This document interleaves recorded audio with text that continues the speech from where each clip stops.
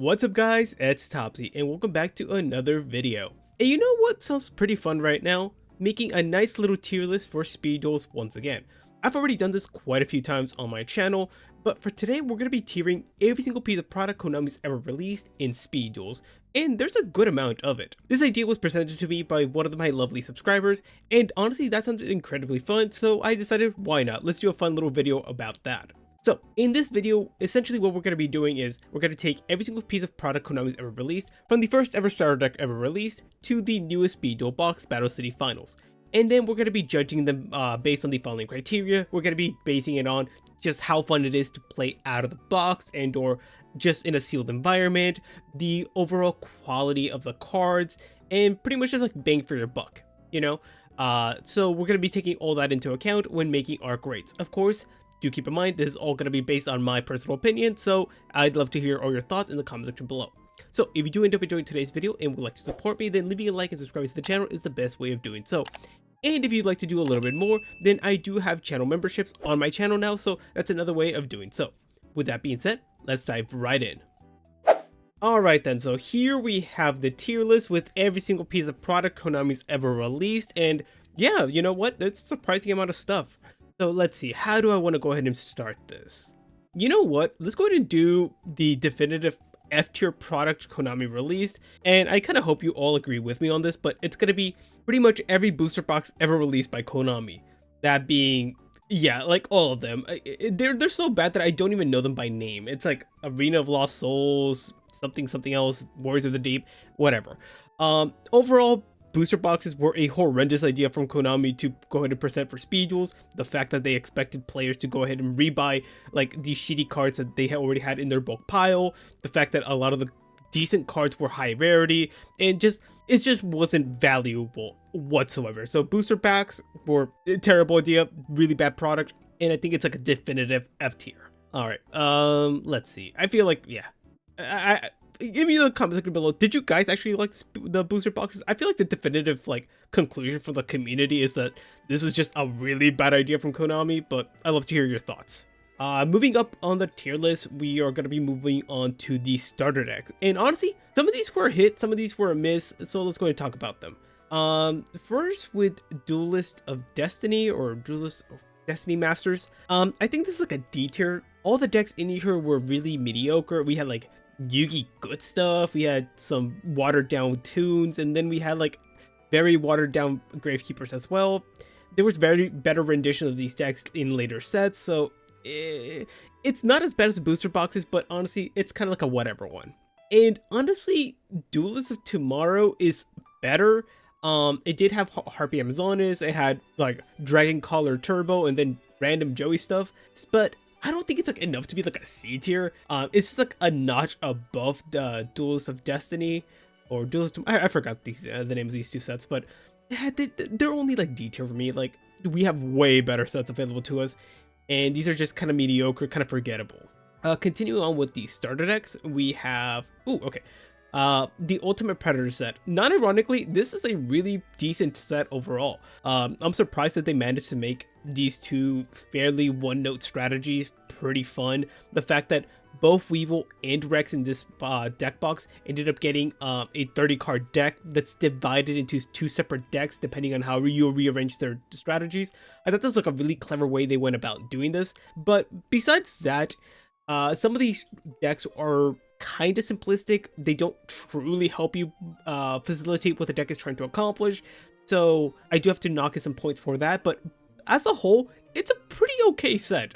It's like the only starter deck I actually own, but yeah, not bad whatsoever. Continuing on, we have, let's see, actually like the next two starter decks we're going to be talking about, these are pretty decent. They're not bad whatsoever. I think this one right here, Match of the Millennium, is really nice. This is like the better version of the tune slash a relinquish strategy. We have a lot more interesting stuff for Yugi, just because we're focusing now more on like the ritual aspect of the strategy with the Gaia. There's some really good skills that came out of this, and overall very enjoyable. And finally, we do have Twisted Nightmares. I think that's what it's called. Is this an A tier? No, I don't think it's necessarily an A tier, but it's like a high B tier. This is probably the best of the starter decks to be released from Konami. Uh, I'm actually kind of flabbergasted by the fact that this one is as good as it is, because a lot of the decks for Bakura in Merit consisted of a shit ton of vanilla monsters, so I thought that was gonna like detract from the quality of the starter decks. But because of the skills available to them, some of the support cards given to the deck as well, it comes out to be a surprisingly really fun strategy to play. Not only that, but being able to play around the cards like Dark Necrofear as a boss monster, Lava Golem being like, as a whole, really fun, really interesting, and honestly, they give some of the most dominant skills to come out of Speed Duels for like a good amount of time. So honestly, really good stuff that Konami ended up doing with the starter decks, and I kind of wish they had continued with the starter decks. That way they didn't have to like focus in on just making like booster boxes, which not booster boxes, the Speed Duel boxes. Don't get me wrong, the Speed Duel boxes are phenomenal, some of the best product Konami's ever released, but it would have been great if they would have continued releasing the Speed Duel starter decks like this, because it gives them like an easier way to release more Speed Duel content for characters that don't necessarily fit in a Speed Duel themed box. You know what I mean? But yeah, overall, yeah, these are the two best starter decks ever released. Continuing on with now the actual good stuff when it comes to Speed Duels, we have the actual Speed Duel boxes. And you know what? Let's go ahead and begin with the Speed Duel Original Battle City box. And I don't know if it's just me, but I feel like a lot of people would say this is like an S tier product. And I would agree when you take a look at it in a more nostalgic view, but in my opinion, when you compare this Speed Duel box compared to a lot of the other stuff we ended up getting later on, the overall jump in quality of every other deck ended up accumulating, the original Battle City box is not as good as I originally remember. Some of the decks were a bit more disjointed, they kind of felt like they were all over the place. The amount of variety in them is not as great as we later on receive. So honestly, it's like a low A tier in my opinion to like a high B tier. But out of respect for it, I will put it in A tier. Continuing on, we next have the Duel Academy box. And in my opinion, I personally think this is a better set than the original Battle City box, just because a lot of the decks in this set are somewhat playable against each other. They feel relatively fine. It feels a lot more, I guess, new, a lot more fresh, a lot of the strategies that came out of it. However, my main issue with this set in itself is the fact that some of the character decks are very underwhelming. As an example, Jaden, I wish his elemental hero strategy was better constructed. Alexis had a broken deck compared to everything else in that box. We had characters like Chaz that just was all over the place, but still was relatively fun. Aster, they didn't mess with his Destiny hero strategy. But nevertheless, I still did enjoy the overall theming of this set. You know what? I might actually just bump these down to B tier, both of them. Is that crazy? I'll get back to that. Alright then. On to the next set, we have Midterm Paradox, and Midterm Paradox I wish was better. I think it's like a low B tier when grading it. It's still like the Speed Duel boxes is really hard to mess up, just because of the fact that you're getting so much value for how much you spend for these boxes. Getting like 4 to 8 decks plus miscellaneous cards in addition to a shit ton of skills for the price you pay for them, it's really good. But the thing is about the Midterm Paradox set, it's the box that disappointed me the most. For one, Jaden's deck is almost a carbon copy of the original one, with the exception that they gave us cards like Blazeman and A Hero Lives alongside like Nova Master, which are saving graces to the strategy, phenomenal cards. But then you take a look at the other strategy we get into this box. We have the Paradox Brothers, which is unplayable. We have Bastion, which is conceptually cool, but like they did not fix the H2O strategy. And finally, we have Cyrus, which is non-ironically the best deck to come out of that box. So there's a lot going wrong with this. We did get a lot of good staples out of it. For the most part, I don't know if there was that many good skills come out of it besides the roid-oriented ones, but as a whole, there's a lot wrong with this box compared to the original one, so it has to be a B tier. Alright then, now we're coming into like the heavy hitters of the Speed Duel products. And the next one up is Duelist of Shadow, my personal favorite Speed Duel set. I absolutely adore this box. If you've seen any of my videos, whenever I get a chance to talk about anything related to the set, you know just how much I love this this set as a whole. I think all 8 decks in there are really, really fun. Even like the weird decks like the alchemy strategy is surprisingly fun to play. Even the sacred beast strategy is somewhat fun, which is like ridiculous to me. I think this is probably the box that did, you know what, no, it's not the box that had the most balanced strategies to come out of it. It comes close, but as a whole, I thought everything in there was really, really fun. The overall quality of the decks being constructed were really interesting. The strategies available to you were really unique. Everything felt really, really fresh. I love that we got so many new characters and everything. Really, really well done. Honestly, my only gripe with this deck specifically is that, again, Jaden, we had again the continuous reprints of like the original vanilla heroes. They should have taken the time there to print the alternative arts of like Avian, Persinatrix, Sparkman. That way it makes it feel somewhat worth it. But you know, besides that, I think overall great set. After the Duels of Shadow set, we have Streets of Battle City, which again, I think this is probably the best constructed Speed Duel box we ever received. With the exception that there is one deck in there that is, for the lack of words, busted with Weevil's My Precious Queen. But if you play it the way Konami intended it to be printed, where My Precious Queen is the backup skill, then it feels a lot more fair. Besides that, a lot of these decks in here feel like an overall just upgrade to the original Battle City box. We have Yugi having actual fun and cohesive counter spell counter strategy. We have characters like Joey actually get a cohesive deck here.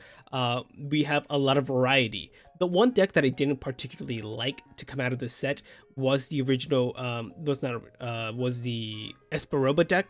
I didn't particularly love it just because I thought that the Jinzo strategy needed a little bit more help, and or we should just skipped Esperoba as a whole and instead printed someone like Kaiba, give him like a better upgraded strategy for him, or just give love to another character that hasn't been highlighted in Speed Duels. But besides that, I guess my other issue would have been like Rare Hunter. I wish that with Rare Hunter they would have tried to work in something or around Exodia.